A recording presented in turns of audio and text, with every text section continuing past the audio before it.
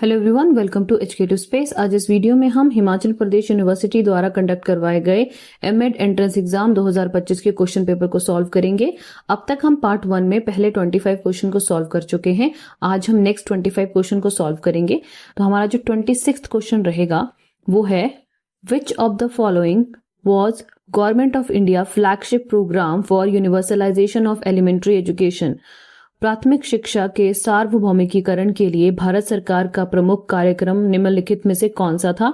Option में था Sarva Shiksha Abhiyan, district institute of education and training यानी DIET, early childhood care and education और district primary education programme. तो ये हमें पूछा गया है एलिमेंट्री एजुकेशन के लिए। तो हमारा जो ऑप्शन करेक्ट होगा 26 का वो है सर्व शिक्षा अभियान। तो यही जो फ्लैगशिप प्रोग्राम था, इसी के under universalisation of elementary education का कॉन्सेप्ट लाया गया था। बाकी ऑप्शन इसके साथ मैच नहीं कर रहे, तो ऑप्शन नंबर ए हमारा बिल्कुल करेक्ट होगा।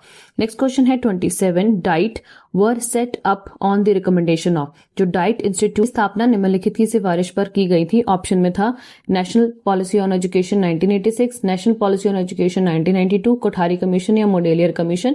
तो 27 का जो करेक्ट ऑप्शन रहेगा वो रहेगा option number A, NPE 1986। 28, the mid day meal scheme was started mainly. जो मध्याह्न भोजन की मुख्य रूप से जो योजना की थी वो क्यों शुरू की गई थी? ऑप्शन में था to feed the student in school, to increase student enrolment and retention, to teach agriculture, to combat poverty. तो स्कूल में छात्र को खिलाने के लिए, छात्र नामांकन और प्रतिधारण बढ़ाने के लिए, कृषि सिखाने के लिए और गरीबी का मुकाबला करने के लिए।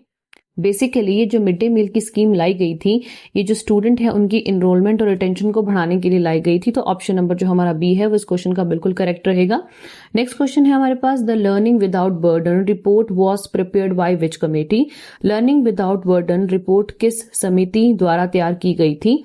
तो 29 में जो हमारे पास ऑप्शन दिए गए हैं वो है Yashwal committee, मुंडेलियर committee, Kothari commission या राधा कृष्ण कमीशन। तो 29 का जो करेक्ट ऑप्शन है वो है option number A, Yashpal commission. Next question है question number 30, under the national policy of education 1986 special emphasis was given to which of the following group for promoting equity and access. तो हिंदी में पढ़ें, राष्ट्रीय शिक्षा नीति 1986 के तहत समानता और पहुंच को बढ़ावा देने के लिए निम्नलिखित के समूह पर विशेष जोर दिया गया था। ऑप्शन में था schedule caste and schedule tribe, schedule caste, schedule tribe and women, rural students या रूरल एंड अर्बन स्टूडेंट। तो इस क्वेश्चन का जो करेक्ट ऑप्शन है वो है आपके पास ऑप्शन नंबर बी, उसमें शेड्यूल कास्ट थे, शेड्यूल ट्राइब थे और वुमेन्स थी। नेक्स्ट क्वेश्चन हमारे पास आता है, what is the key difference between growth and development in an individual. किसी व्यक्ति में वृद्धि और विकास के बीच महत्वपूर्ण अंतर क्या है? ऑप्शन में थे growth mean quantitative physical changes, development mean overall physical and psychological modification. वृद्धि का अर्थ है मात्रात्मक या संख्यात्मक शारीरिक परिवर्तन, जबकि विकास का अर्थ और मानसिक दोनों प्रकार के समग्र परिवर्तनों से है। Growth refer to the overall improvement in behaviour while development refer to physical changes. वृद्धि व्यवहार में समग्र सुधार को संदर्भित करता है, जबकि विकास केवल शारीरिक बदलाव संदर्भित करता है। ऑप्शन नंबर सी है, growth and development are the same and used interchangeably. वृद्धि और विकास समान है और एक दूसरे के स्थान पर प्रयोग किए जाते हैं। Growth happens through out the life but development stop after adolescence. वृद्धि जीवन भर रहती है लेकिन किशोर अवस्था के बाद विकास रुक जाता है। 31 का जो करेक्ट ऑप्शन होगा वो है ऑप्शन नंबर ए, growth mean quantitative physical changes. जो क्वांटिटी में यानी आपके मसल बिल्ड हो रहे हैं, आपकी हाइट इंक्रीज हो रही है, उसके बेसिस में नापी जाती है। और डेवलपमेंट होती है आपकी ओवरऑल फिजिकल और साइकोलॉजिकल मॉडिफिकेशन। तो ऑप्शन नंबर ए इसका करेक्ट रहेगा, बाकी कोई भी ऑप्शन इसके साथ मैच नहीं कर रहा। अगला क्वेश्चन हमारे पास है 32, which of the following is a major characteristics of adolescence. निम्नलिखित में से कौन किशोरावस्था की प्रमुख विशेषता है? ऑप्शन में है emotional maturity, rapid physical and hormonal changes, increase in curiosity या वेट लॉस। तो जब एडोलेसेंट एज में जो भी बच्चा पहुंचता है तो उसमें क्या होता है? तो ऑप्शन नंबर 32 का जो करेक्ट आंसर होगा वो होगा option number B, that mean उसमें रैपिड फिजिकल ग्रोथ होती है और बहुत सारे हार्मोनल चेंजेस आते हैं। नेक्स्ट क्वेश्चन है हमारे पास, which of the following is not included in Maslow's hierarchy of need. निम्नलिखित में से कौन मैस्लो की आवश्यकताओं के पदानुक्रम में शामिल नहीं है? तो जो मैस्लो थे उन्होंने एक हायरार्की ऑफ नीड्स बनाई थी। दैट मीन कि एक पर्सन जब कोई एक चीज अचीव कर लेता है तो वो उससे संतुष्ट नहीं होता, उसे और अचीवमेंट चाहिए उसके आगे। तो उसमें उन्होंने क्या बनाई थी कि एक प्रॉपर एक हायरार्की दी थी, एक प्रॉपर चेन दिया था कि पहले इंसान को क्या चाहिए, फिर जब उसको वो चीज मिल जाती है तो फिर दूसरे लेवल पे उसे क्या चाहिए होता है, उसके बेसिस पे उन्होंने एक हायरार्की ऑफ नीड्स बनाई थी। तो हमारे पास जो ऑप्शन में थे that is cognitive need, physiological need, technological need और सेफ्टी नीड। तो 33 का जो करेक्ट ऑप्शन आएगा वो आएगा option number C, that is technological need. तो ये नहीं है टेक्नोलॉजिकल नीड मैस्लो की हायरार्की में, लेकिन सेफ्टी नीड्स होगी, कॉग्निटिव नीड होगी, फिजियोलॉजिकल नीड हो गई, ये मैस्लो की हायरार्की में थे। 33 का जो करेक्ट ऑप्शन होगा वो होगा ऑप्शन नंबर सी। नेक्स्ट है question number 34। In Pavlov's experiment with dogs, the sound of the well after conditioning become a following stimulus type called। कुत्ते के साथ पेवलॉव के प्रयोग में कंडीशनिंग के बाद घंटे की आवाज एक निम्नलिखित उत्तेजना प्रकार बन गई थी। ऑप्शन में था unconditional stimulus, neutral stimulus, unconditional response या कंडीशनड स्टिमुलस। तो इस क्वेश्चन का जो आपके पास आता है ऑप्शन करेक्ट होगा वो होगा 34 का डी ऑप्शन। तो अब ये कंडीशन स्टिमुलस था, यानी जब घंटी बजेगी तभी जो कुत्ते के मुंह में है वो सलाइवा रिलीज होगा, उसको लार आएगी, भले ही खाना मिले ना मिले, घंटी बजती, क्योंकि उसे पता है कि घंटी बजने के बाद ही खाना मिलेगा। तो इसी को हम इसे बोलते हैं कंडीशन स्टिमुलस। नेक्स्ट क्वेश्चन आता है हमारे पास 35। Which teaching method help combat cognitive overload and improve memory retention.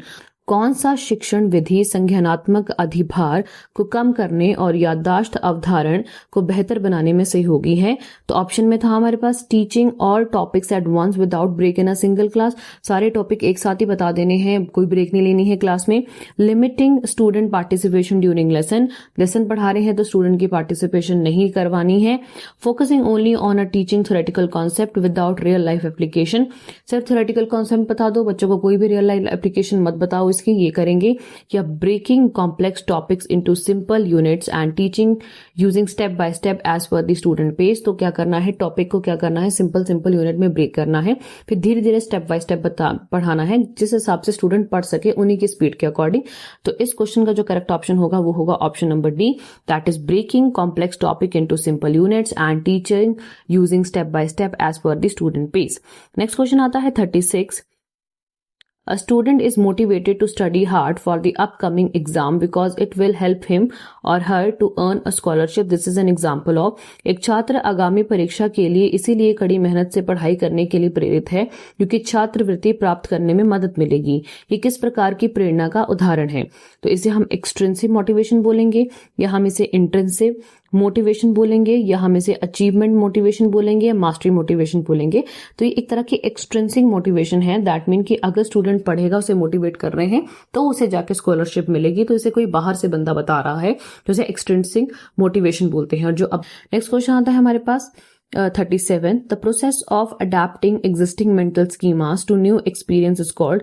नए अनुभवों के अनुसार मौजूदा मानसिक योजनाओं को ढालने की प्रक्रिया को क्या कहा जाता है? ऑप्शन में था एसिमिलेशन, एकोमोडेशन, इक्विलिब्रेशन या मोटिवेशन, यानी आत्मसात्करण, समंजन, संज्ञानात्मक संतुलन या प्रेरणा। तो 37 का जो करेक्ट ऑप्शन है वो है ऑप्शन नंबर बी, इसे बोलते हैं एकोमोडेशन। तो जो एग्जिस्टिंग स्कीमा है उसमें न्यू एक्सपीरियंस को ऐड करने को बोलते हैं एकोमोडेशन। नेक्स्ट क्वेश्चन आता है 38। Intelligent is best described as. किसी की जो बुद्धिमत्ता है उसे सबसे अच्छे वर्णित कैसे किया जा सकता है? ऑप्शन में है अ trait that does not change over time, ऐसा कैरेक्टर जो टाइम के अकॉर्डिंग चेंज ना हो। A set of इनेट qualities that can not be developed, कोई ऐसी क्वालिटी जो उसके अंदर पहले से ही थी, जन्म से ही थी, जिसे डेवलप नहीं किया जा सकता था। Dynamic and adaptive set of ability that allow individual to interact effectively with the environment. तो एक डायनामिक एबिलिटी है जिसमें जो पर्सन होता है वो एनवायरनमेंट के अकॉर्डिंग क्या करता है, इंटरैक्ट करता है और एक दूसरे के साथ क्या करता है, वो पर्यावरण के साथ प्रभावी ढंग से संपर्क स्थापित करने की कोशिश करता है, अगर हम हिंदी में बात करेंगे तो। और ऑप्शन नंबर डी की बात करें, a fix skill set based on genetic alone. तो ऐसा ये पर्सनालिटी फिक्स सेट की जीन्स में ही था, आपको अपने पेरेंट्स से पर्सनालिटी ट्रेट मिले हैं, या ये ऑप्शन होगा। तो क्वेश्चन नंबर 38 का बहुत ही सिंपल आंसर है, वो है option number C, a dynamic and adaptive set of ability that allowing individual to interact effectively with the environment. Next question is 39। According to the Guilford structure of intellect model, Which of the following is not a component of intellect? Guilford की बुद्धि की संरचना के अनुसार निम्न में से कौन सा बुद्धि की संरचना का घटक नहीं है? ऑप्शन में है ऑपरेशंस, कंटेंट, मेमोरी और प्रोडक्ट। तो 39 का जो मेरे पास करेक्ट ऑप्शन रहेगा वो रहेगा ऑप्शन नंबर सी, इसे बोलते हैं मेमोरी। तो ये आपके पास बुद्धि की संरचना का घटक नहीं है, बाकी सारे ही हैं। नेक्स्ट क्वेश्चन आता है हमारे पास 40, which of the following type of intelligence test primarily assess non verbal ability? निम्नलिखित में से कौन सा बुद्धि परीक्षण मुख्य रूप से मौखिक क्षमताओं का आंकलन करता है? ऑप्शन में था हमारे पास Wechsler adult intelligence scale, performance test, Stanford Binet intelligence scale और रेवेंस स्टैंडर्ड प्रोग्रेसिव मैट्रिसेस। तो 40 का जो मेरे पास करेक्ट ऑप्शन होगा वो होगा option number D, that is ravens standard progressive matrices. तो ये किसी भी क्या बोलते पर्सन का है, नॉन वर्बल एबिलिटी को अगर एसेस करना है तो हम ये वाला टेस्ट क्या करेंगे, इस मैट्रिसेस का इस्तेमाल करेंगे। Next question is 41, which of the following teaching technique is most learner centred for exceptional children? निम्नलिखित में से कौन सी शिक्षण तकनीक असाधारण बच्चों के लिए सबसे अधिक शिक्षार्थी केंद्र है? तो इसमें से कौन सा जो हमारे पास टेक्निक है जो लर्नर सेंटर बनाने के लिए, जो लर्नर सेंटर टेक्निक है किसी एक्सेप्शनल बच्चे के लिए, कौन से अपनाएंगे हम लोग? ऑप्शन था lecture method, drill and practice method, individualise education programme, approach या डिक्टेशन एंड मेमोराइजेशन। तो 41 का जो करेक्ट ऑप्शन होगा वो होगा option number C, that is called individualise educational programme approach. उसे इंडिविजुअली हैंडल करना पड़ेगा, उसकी एबिलिटी के अकॉर्डिंग हमें उसे पढ़ने के लिए देना पड़ेगा। उसकी जो एबिलिटी है, उसकी खास एबिलिटी है, क्योंकि वो एक्सेप्शनल स्टूडेंट है, तो हमें उसे और मोटिवेट करना पड़ेगा और ज्यादा हार्ड वर्क करने के लिए और high order of thinking skill questions करने के लिए। नेक्स्ट क्वेश्चन आता है हमारे पास 42, which of the following is an example of method used to assess personality?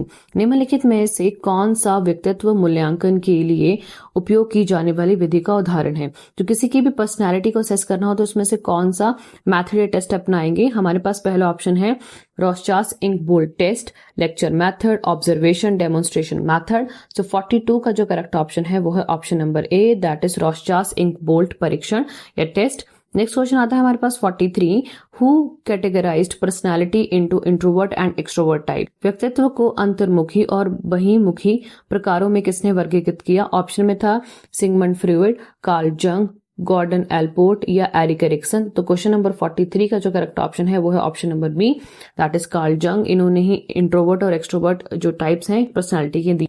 Next question आता है 44, the purpose of guidance services and education is to? शिक्षा में मार्गदर्शन सेवाओं का उद्देश्य है। ऑप्शन में है control student behaviour, punish student for wrong behaviour, replace classroom teaching, help student make educational, vocational and personal decision. तो इस क्वेश्चन का जो 44 का करेक्ट ऑप्शन रहेगा हमारे पास, जिसका सही आंसर होगा वो है option number D, help student make educational, vocational and personal decision. तो बेसिकली जो भी हमारे पास जो गाइडेंस सर्विसेज होती हैं एजुकेशन में, इनका यही काम रहता है, छात्रों को शैक्षिक, व्यवसायिक और व्यक्तिगत निर्णय लेने में मदद करना। अगला क्वेश्चन हमारे पास है, नेक्स्ट क्वेश्चन हमारे पास है, what is the mode of the following set of data? तो निम्नलिखित आंकड़ों का बहुलक क्या है? बहुलक मतलब जो आपके पास डिजिट बार बार रिपीट हुआ हो, जो सबसे ज्यादा बार रिपीट होगा वही आपका बहुलक यानी मोड बनेगा। तो यहाँ देखिए हमारे पास सबसे पहले 12 आ रहा है, तो जो 12 है आपका यहाँ 4 बार दिया है, और 15 की बात करें तो 1 और 2 और 3, 15 3 बार दिया है आपके पास, और 16 एक ही बार दिया था, और 17 भी आपका एक बार दिया, और 18 भी एक बार दिया है। तो इस हिसाब से हमारे पास जो 45 का जो करेक्ट ऑप्शन होगा वो होगा option number D, that is 12। Next question आता है, how many sub values are listed by NCERT? NCERT द्वारा कितने उपमूल्य सूचीबद्ध हैं? तो एनसीईआरटी ने टोटल आपके पास 83, ऑप्शन नंबर सी हमारा बिल्कुल करेक्ट है, 83 उसमें क्या है, सब वैल्यूज दी गई हैं एनसीईआरटी में।